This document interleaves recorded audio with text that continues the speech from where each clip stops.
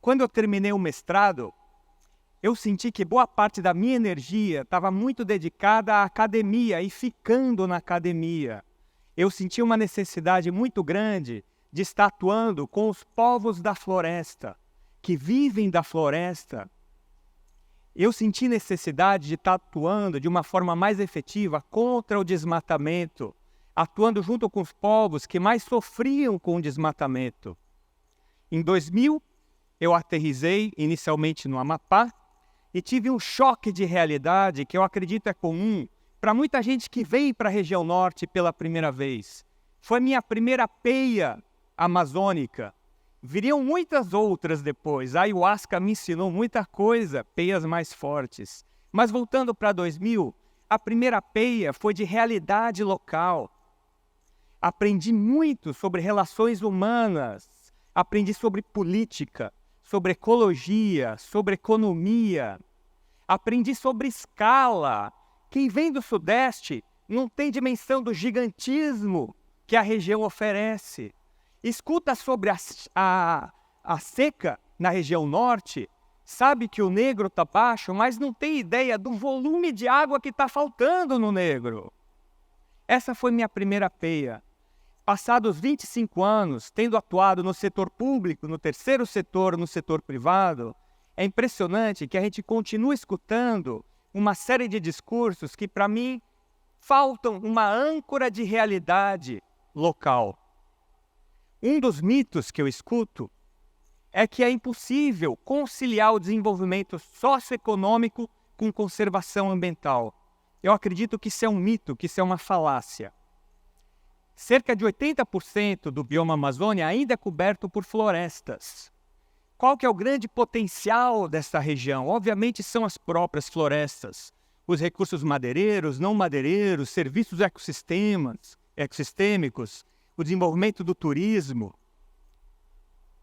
Esqueci de passar, isso fui eu chegando na Amazônia levando a minha primeira peia. E para essa região de floresta, existem uma série de soluções para o desenvolvimento socioeconômico que geram inclusão social, que geram desenvolvimento local.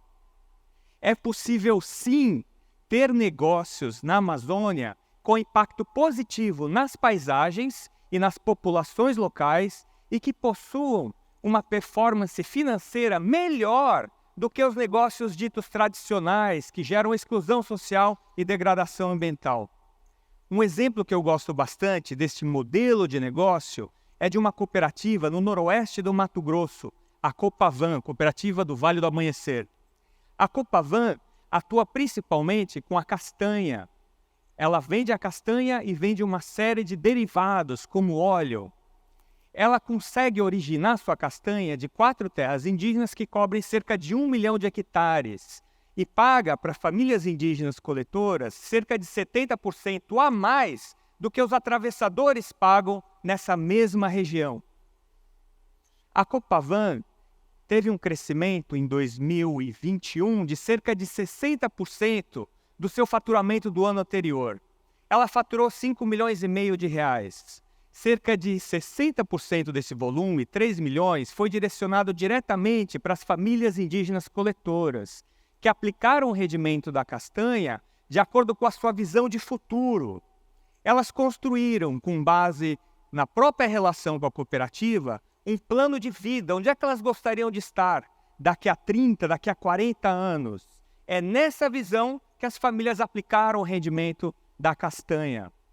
Essa cooperativa dependia de um único grande cliente e conseguiu diversificar sua oferta de castanhas, acessando inclusive o mercado externo, com certificação Fairtrade, e firmou contratos de 5 anos de venda com o mercado externo, o que permitiu um planejamento operacional muito mais efetivo do que antes.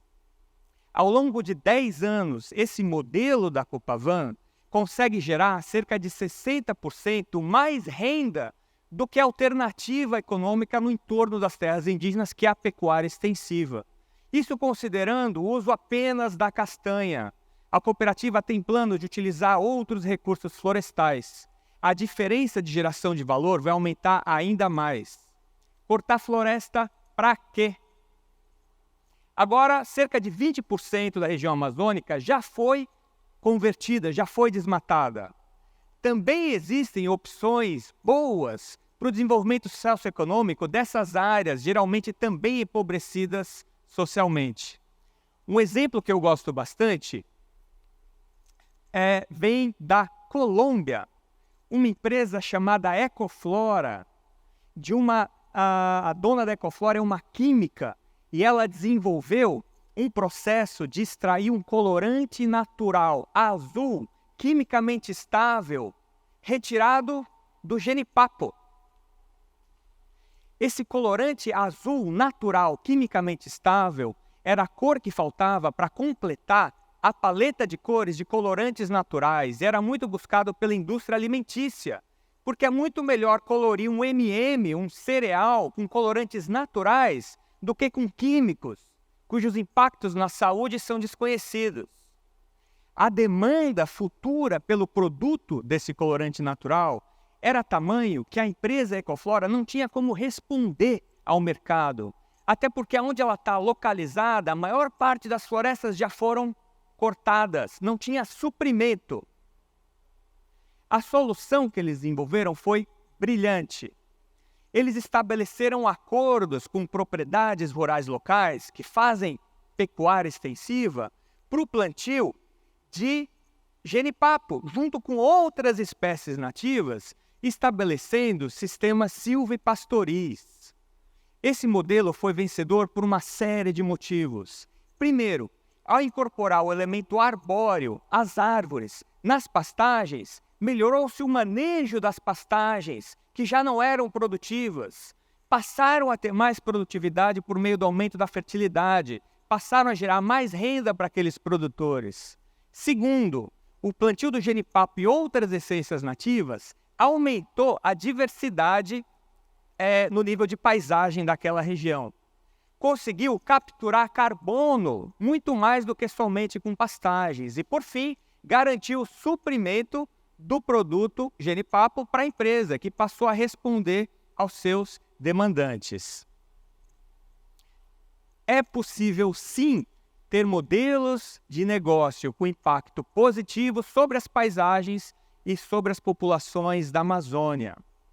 Esses dois exemplos que eu dei são apenas dois de um universo muito maior que faz parte de um ecossistema empreendedor rural sustentável que tem crescido em várias localidades da Amazônia. Mas eles ainda precisam se multiplicar muito mais e precisam ganhar uma escala muito maior, ao ponto de se tornar lugar comum, ao ponto de conseguirem, no conjunto, ter uma resposta efetiva às mudanças climáticas. E se você perguntar para 5 especialistas o que é necessário para multiplicar e para ganhar escala, você vai ter 5 respostas diferentes. Mas uma coisa é certa, todos vão falar que são necessários recursos financeiros. É necessário investimento para multiplicar e para esses negócios ganharem mais escala. De fato, é surpreendente o número de fundos de investimento que surgiram nos últimos 2 ou 3 anos, com foco em Amazônia, com foco em impacto positivo. Ocorre que existe um descompasso entre o recurso que está disponível na mesa e o que o ecossistema empreendedor rural sustentável amazônico está demandando. Os fundos que existem, o recurso que está na mesa, muitas vezes buscam oportunidades que já estão prontas, que sejam capazes de absorver grande quantidade de dinheiro e responder com tempo curto a altas taxas de retorno. Por outro lado, o ecossistema empreendedor amazônico demanda um outro tipo de dinheiro, um outro tipo de capital. Necessita, em muitos casos, investimento em pesquisa, desenvolvimento e inovação, para que as boas ideias e soluções que começam a surgir em universidades e em comunidades possam progredir ao ponto de se tornarem produtos que podem ser ofertados para o mercado. O ecossistema empreendedor muitas vezes demanda recursos para ultrapassar o que a gente chama de vale da morte, que é aquele espaço onde uma empresa precisa ainda crescer, se desenvolver, mas não gera caixa suficiente para sustentar esse investimento necessário. O ecossistema empreendedor amazônico necessita de capital paciente que possa esperar, com taxas concessionais. O retorno vem depois, o retorno vem em impacto. O exemplo que eu dei das duas empresas, Copavan e Ecoflora, se beneficiaram daquilo que eu chamo de capital inteligente, que é o dinheiro que busca o impacto e que conhece o ambiente onde está operando, que conhece a Amazônia. Esses dois negócios se beneficiaram de um programa de cooperação britânico que apoia o empreendedorismo rural no mundo inteiro e conseguiu alavancar, ao longo de 6 anos, cerca de 7 bilhões de reais para negócios sustentáveis. Somente na Amazônia, brasileira, peruana e colombiana, para cada R$1 investido, R$9 foram retornados por meio de mobilização de capital adicional. Isso mostra que é possível ter um desenvolvimento de empresas, de negócios de impacto positivo com inclusão social. O que a gente precisa é saber aonde direcionar o dinheiro, aonde é mais necessário para ter esse impacto. A gente precisa de capital inteligente atingindo a nossa região. Eu gostaria de fazer 2 desafios.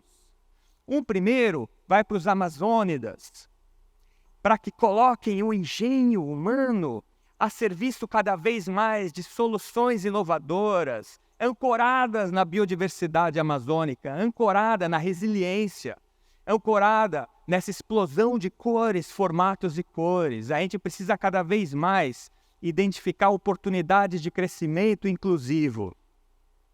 O segundo desafio vai para os detentores de capital. Governos, cooperação internacional, o mercado financeiro, corporações, aumentem a ambição, coloquem mais recurso e, acima de tudo, coloquem inteligência sobre esse recurso.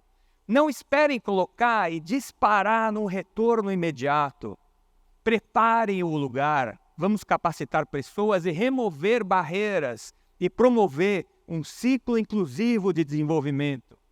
A alocação de capital inteligente pode disparar os botões necessários para o sistema econômico, social e ambiental ter uma mudança para melhor. Esse desafio é lançado. Acredito que as comunidades locais e as plantas agradecem. Muito obrigado.